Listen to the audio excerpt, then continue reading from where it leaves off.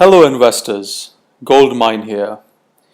Today I wish to talk to you about a subject I am deeply passionate about, and that is trading versus investing. Now, when we talk about trading, we are talking about people wanting to make essentially a quick buck, looking at price movements largely. And the instruments that they may be trading could be stocks, foreign currencies, options, futures, commodities, etc. The key element here is that these people are chartists to the largest extent. When we talk about investing, though, we talk about people who understand the underlying investment. The underlying investment you could be and usually is a company.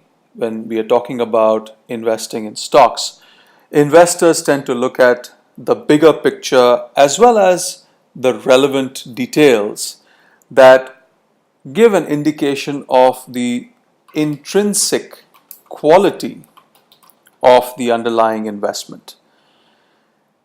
They are not as much concerned about the price movements, but they are concerned about what is the price that the market is asking for that investment at any given point in time.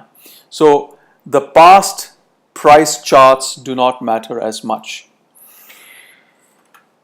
I have to say, having been a trader before and now being an investor, that investing in general places the odds in the investor's favor.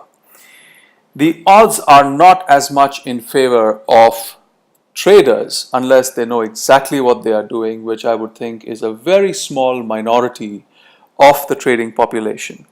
One of the main reasons is, of course, that when you are trading, there are associated costs.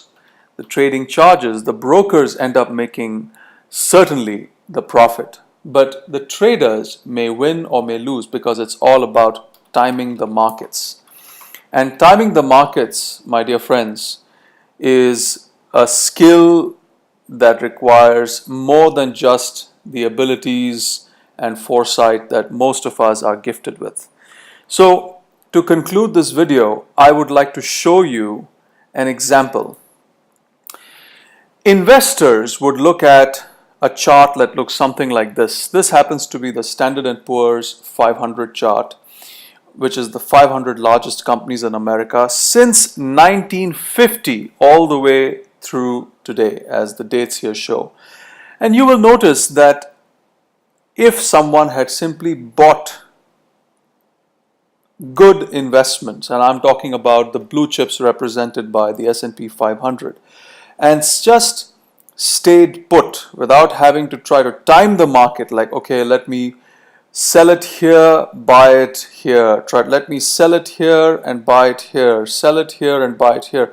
Yes, on hindsight, one would have made a far higher profit, but who knew exactly when the prices stop rising and fall down, and at this point, who knows that the prices stop falling and start to rise? Very, very few people, if ever. That is why we see the biggest and most successful investors are indeed investors and not traders. So, my friends, all I would like to say is research reduces risk, play safe, and use your money wisely. Take care.